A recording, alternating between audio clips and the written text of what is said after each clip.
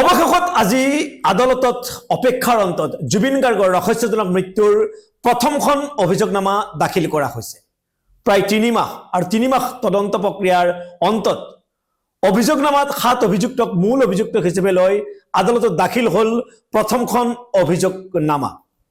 কি শাস্তি হ'ব পাৰে শ্যামকানু মহন্ত, সিদ্ধাৰ্থ শৰ্মা, শেখৰজ্যোতি গোস্বামী, অমৃতপ্ৰভা মহন্ত, সঞ্জীৱন গাৰ্গ আৰু জুবিন গাৰ্গৰ দুই দেহৰক্ষী? আইনৰ সুৰুঙাৰে সাৰি যাব নেকি অভিযুক্তসকল? আইনৰ সুৰুঙাৰে সাৰি যাব নেকি শ্যামকানু মহন্ত, সিদ্ধাৰ্থ শৰ্মা, সঞ্জীৱন গাৰ্গ, অমৃতপ্ৰভা মহন্ত, শেখৰজ্যোতি গোস্বামী আৰু জুবিন গাৰ্গৰ সেই দুই দেহৰক্ষী? ৰাইজে আশা কৰা ধৰণে চাৰ্জশ্বিট আদালতত দাখিল হৈছেনে? বহু হাজাৰ পৃষ্ঠাজোৰা চাৰ্জশ্বিটত কি আছে, এই অভিযোগনামাত কি আছে, সেইদিনা আচলতে হৈছিল কি অসমবাসীয়ে জানিব বিচাৰিছিল। ছিংগাপুৰৰ ইয়ট পাৰ্টিত সেইদিনাখন আচলতে হৈছিল কি? আৰু জুবিন গাৰ্গক যিহেতু হত্যা কৰা হৈছে, ইতিমধ্যে মুখ্যমন্ত্ৰীও বহুদিন আগতে কৈছিল যে জুবিন গাৰ্গক হত্যা কৰিছে। আৰু জুবিন গাৰ্গক যদি হত্যা কৰা হৈছিল, ইয়াৰ মূল অভিযুক্ত কোন? এই হত্যা পূৰ্ব পৰিকল্পিত নেকি? শ্যামকানু মহন্ত, সিদ্ধাৰ্থ শৰ্মা, সঞ্জীৱন গাৰ্গ, অমৃতপ্ৰভা মহন্ত, শেখৰজ্যোতি গোস্বামী, জুবিন গাৰ্গৰ সেই দুই দেহৰক্ষী আইনৰ সুৰুঙাৰে সাৰি যোৱাৰ চান্স কিমান? কি কয় অধিবক্তাই আমি এই মুহূৰ্তত আগবঢ়াইছোঁ। আচলতে আমাৰ শ্ৰদ্ধাৰ শিল্পীগৰাকীৰ চাৰ্জশ্বিটক লৈ সমগ্ৰ অসমবাসীয়ে নহয়, গোটেই ভাৰতবাসীয়ে উৎকণ্ঠাৰে ৰৈ আছিল। আৰু সমগ্ৰ উৎকণ্ঠাৰ অন্তত আজি চাৰ্জশ্বিট দিয়া বুলি আমি গম পাইছোঁ। গতিকে এইটো এটা খুব ভাল লগা কথা। অসমবাসীয়ে এইটো আশা কৰি আছিল। গতিকে জুবিনৰ চাৰ্জশ্বিট, জুবিনৰ যিটো গোচৰ, সেইটো চাৰ্জশ্বিট দিয়াটো আমি আনন্দিত হৈছোঁ। আচ্ছা, বাৰু চাৰ্জশ্বিটৰ এই ধাৰা, যি ধাৰা সংযোগ কৰা হৈছে, ধাৰা সংক্ৰান্তত কিবা এটা ইনফৰ্মেশ্যন আপোনাৰ হাতত আছে নেকি? মই জনামতে এই কেছটোত পুলিচে উইদিন প্ৰেছক্ৰাইব টাইম, যিটো ষ্টেটুটাৰী টাইম থাকে, সেই সময়ৰ ভিতৰতে চাৰ্জশ্বিট দিছে। আৰু সেইকাৰণে অপৰাধীখিনিয়ে যিখিনি জেলত আছে, তেওঁলোকে ডিফল্ট বেইলৰ যিটো ব্যৱস্থা আছিল, সেইটোৰ পৰা বঞ্চিত হ'ব, অৰ্থাৎ জেলতে থাকিব লাগিব ট্ৰায়েলৰ সময়ছোৱাত। গতিকে চাৰ্জশ্বিট মই জনাত 103 BNS আৰু 105 এই দুটা ধাৰাত মেইনলি চাৰ্জশ্বিট দিয়া বুলি মই খবৰ পাইছোঁ। আৰু 103 BNS এই ধাৰাটোত চাৰ্জশ্বিট দিছে 4জনৰ বিৰুদ্ধে। তাৰে প্ৰথমজন সিদ্ধাৰ্থ শৰ্মা, তাৰপিছত অমৃতপ্ৰভা মহন্ত, শেখৰজ্যোতি গোস্বামী আৰু শ্যামকানু মহন্ত, এই 4জনৰ বিৰুদ্ধে 103 BNS ধাৰাত চাৰ্জশ্বিট দিছে। আৰু ইয়াৰ শাস্তি তো মৃত্যুদণ্ড পৰ্যন্ত, লাইফ ইমপ্ৰিজনমেণ্টটো আছেই, তাৰোপৰি ডেথ চেণ্টেন্সলৈকে ইয়াতে শাস্তিৰ ব্যৱস্থা আছে। আৰু 105 যিটো ধাৰা ক'লে, 105 কাৰ কাৰ এগেইনষ্টত দিয়া হৈছে? 105 ধাৰাটো এইটো আচলতে মাৰ্ডাৰৰে ছেকশ্যন, কিন্তু এইটো culpable homicide not এমাউণ্টিং two murder. গতিকে সেইটো ধাৰাত 105 BNS ইনক্লুড হয়। আৰু সেই ধাৰাটোত চাৰ্জশ্বিট দিছে সঞ্জীৱন গাৰ্গৰ বিৰুদ্ধে দিছে, পৰেশ বৈশ্য, তেওঁ জুবিন গাৰ্গৰ দেহৰক্ষী আছিল, তেওঁৰ বিৰুদ্ধে দিছে, আৰু নন্দেশ্বৰ বৰা, তেওঁ এজন দেহৰক্ষী আছিল, তেওঁৰ বিৰুদ্ধে দিছে। আৰু এইটোতো যাৱজ্জীৱন কাৰাদণ্ড পৰ্যন্ত শাস্তিৰ ব্যৱস্থা আছে। আচ্ছা, আপুনি ক'লে যে মানে ডিফল্ট বেইলৰ ইয়াত তাৰ মানে সুৰুঙাটো নাথাকে, কিন্তু চাৰ্জশ্বিট দিয়াৰ পিছত এতিয়া আদালতত বিচাৰ প্ৰক্ৰিয়া চলিব। এই বিচাৰ প্ৰক্ৰিয়াৰ পৰা চাৰ্জশ্বিটখন সংক্ৰান্তত যে ইয়াত সাৰি যোৱাৰ কিবা ব্যৱস্থা থাকিব নেকি? এইটো একচুৱেলি যিহেতু মই এতিয়ালৈকে চাৰ্জশ্বিটখন নিজে গোটেইখিনি চোৱা নাই, জাষ্ট নিউজত পাইছোঁ। গতিকে এইটো মই তেনেকৈ এই এটা শব্দতে কৈ দিব নোৱাৰোঁ।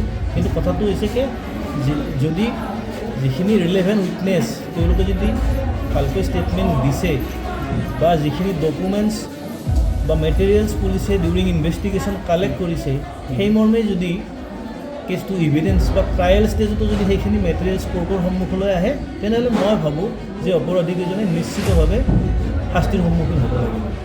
অৰ্থাৎ ইয়াৰ দ্বাৰা আপুনি সাক্ষীসকলক এটা আহ্বান জনাব বিচাৰিছে যে তেওঁলোকে সাক্ষীবাদীখিনি কোৰ্টত ভালকৈ দিয়ক। তো অভিয়াছলি তেওঁলোকে যিহেতু পুলিচৰ ওচৰত এটা ষ্টেটমেণ্ট দিছে, ইমান ধুনীয়া, ইমান নিকা এটা ইনভেষ্টিগেশ্যন হৈছে, গতিকে চাৰ্জশ্বিট যিহেতু দিছে, তেওঁলোকৰ ষ্টেটমেণ্টখিনিও এটা ৰ'ল প্লে কৰিব। গতিকে তেওঁলোকে যি ষ্টেটমেণ্ট পুলিচৰ ওচৰত দিছে, বা তেওঁলোকে যি জানে সেইখিনি যদি আদালতৰ ওচৰত দাখিল কৰে, তো আদালতত কনভিন্স হোৱাত সুবিধা হ'ব। তো তেনেকৈ বিচাৰ প্ৰক্ৰিয়াত সহায় হ'ব বুলি মই ভাবোঁ। হয়, আপুনি চৰকাৰক এই ক্ষেত্ৰত কিবা ধন্যবাদ সূচক কিবা মন্তব্য ৰাখিব বা জনসাধাৰণৰ প্ৰতি আপোনাৰ কি আহ্বান থাকিব? চৰকাৰতো এইটো এটা খুব ভাল কথা, কাৰণ এইটো মোটামুটি থাউজেণ্ডছৰ ওপৰত পেজ হৈছে বুলি কৈছে এণ্টায়াৰ যিখিনি ইনভেষ্টিগেশ্যনৰ প্ৰচেছ। চ' ইমানখিনি ডকুমেণ্টছ SIT প্ৰিপেয়াৰ কৰিছে আৰু চৰকাৰৰ আমাৰ মুখ্যমন্ত্ৰী ডাঙৰীয়াই কোৱাৰ দৰেই সময়ত চাৰ্জশ্বিট দাখিল কৰিছে। চ' এইটো এটা খুব ভাল কথা, এইটো জনসাধাৰণে একচেপ্ট কৰিব।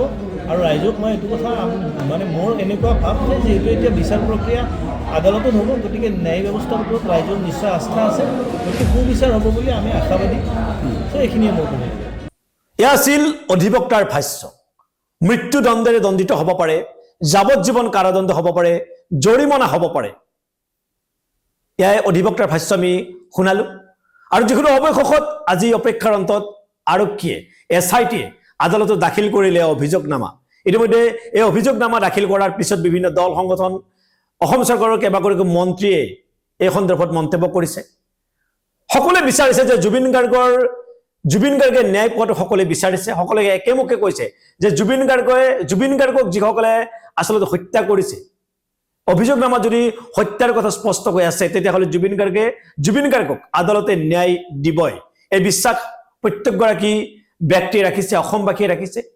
কি কৈছে দল সংগঠনৰ নেতৃত্বই, কি কৈছে অসম চৰকাৰৰ কেইবাগৰাকী মন্ত্ৰী, আমি এই মুহূৰ্তত এই মন্তব্য আগবঢ়াইছোঁ। মই এটা কথা মই ইমান নাজানো, মই এটা মিটিঙতে আছোঁ, এইখিনি নেটৱৰ্কো নাই। এটা কথা জানো যে জুবিন গাৰ্গ ডাঙৰীয়াৰ হত্যাত যিসকল জড়িত তেওঁলোকে কঠোৰ শাস্তি পাব লাগে। আমাৰ সকলোৰে আপোন, সকলোৰে হৃদয়ৰ লগত সংযোগ থকা ব্যক্তিগৰাকী হৈছে জুবিন গাৰ্গ। গতিকে জুবিন গাৰ্গক যোনে এই অৱস্থালৈকে ঠেলি দিলে, আমাৰ মাজৰ পৰা তেখেতক লৈ গ'ল, তেখেতলোকে কঠোৰ শাস্তি পাওক, মই পুনৰ দাবী জনাওঁ। মই ভাবোঁ যে আমাৰ যিহেতু পুলিচৰ ইমান দিনে বিষয়টো আছিল, পুলিচৰ হাতত আছিলে, আৰু পুলিচে যি আমাৰ মানে SITয়ে যিমান সুন্দৰকৈ তেওঁলোকে তদন্ত কৰিছে, নিশ্চিত ওপৰত তদন্তত যাতে কোনো লেখুনা নাথাকে, তাত যাতে কোনো লুফলছ নাথাকে, তেনেকুৱাকৈ তেওঁলোকে চাৰ্জশ্বিট দাখিল কৰিব। আৰু কি চাৰ্জশ্বিট দাখিল কৰিব মই নাজানো। নিশ্চিত ওপৰত আজিৰ পৰা আমাৰ অসম চৰকাৰৰ দায়িত্বটো আমাৰ শেষ হ'বগৈ। এতিয়া যিহেতু আইনৰ বিষয় হ'বগৈ, গতিকে আইনো নিজৰ গতি ল'বগৈ। গতিকে আইনে সদায় নিজৰ গতি লয়। গতিকে মই আশাবাদী আইন বিভাগৰ মন্ত্ৰী হিচাপে যে ল টেক ইটছ অ'ন কোৰ্চ। প্ৰাণৰ শিল্পী জুবিন গাৰ্গৰ আজিৰ যি হত্যাৰ তদন্ত হৈ আছিল, তদন্তৰ চাৰ্জশ্বিট দাখিল কৰা হৈছে। আৰু মুখ্যমন্ত্ৰীগৰাকীয়ে কিছুদিনৰ আগৰে পৰা গোটেই বিষয়টো সন্দৰ্ভত বক্তব্য ৰাখোঁতে কৈছে যে এগৰাকী মুখ্যমন্ত্ৰী হিচাপে তেখেতে কৈ আছে, গোটেই বক্তব্য তেখেতে দি আছে যে এইটো হত্যাকাণ্ড। এতিয়া চাৰ্জশ্বিট দাখিল কৰা হৈছে। আমি সদৌ অসম ছাত্ৰ সন্থা অসমৰ জনসাধাৰণে বিচাৰিছিলোঁ যে এখন শক্তিশালী চাৰ্জশ্বিট দাখিল হ'ব লাগে, যিখন চাৰ্জশ্বিটৰ আধাৰত যিকেইগৰাকী অভিযুক্ত লোক আছে, যিসকল দোষী লোক আছে, প্ৰত্যেককে চিনাক্ত কৰি তেওঁলোকক কঠোৰৰ পৰা কঠোৰতম শাস্তি দিব লাগে আৰু আইনী সুৰুঙাৰে যাতে তেওঁলোকে বাচি যাব নোৱাৰে সেই ব্যৱস্থা হ'ব লাগে।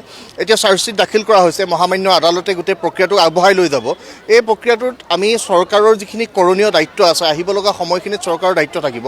ফাষ্ট ট্ৰেক আদালতৰ কথা তেওঁলোকে কৈছিল, তাৰ সমান্তৰালভাৱে পাব্লিক প্ৰচিকিউটৰ নিয়োজনৰ কথা তেওঁলোকে ঘোষণা কৰিছিল। সেই গোটেই বিষয়বিলাক ত্বৰান্বিতভাৱে আগবঢ়াই লৈ যাব লাগে। আৰু জুবিন গাৰ্গে ন্যায় নোপোৱা পৰ্যন্ত সদৌ অসম ছাত্ৰ সন্থা আৰু অসমৰ ৰাইজ ক্ষান্ত নহয়, এই কথা নিশ্চিত। আৰু চাৰ্জশ্বিটত কি আছে, চাৰ্জশ্বিটৰ আধাৰত যাতে প্ৰতিগৰাকী দোষীয়ে কঠোৰৰ পৰা কঠোৰতম শাস্তি পায়, সেই কথা নিশ্চিত হ'ব লাগিব। আৰু নিশ্চিত নোহোৱা পৰ্যন্ত, প্ৰাণৰ শিল্পীগৰাকীয়ে ন্যায় নোপোৱা পৰ্যন্ত আমি আমাৰ দৃষ্টি ইয়াত নিবদ্ধ ৰাখিম।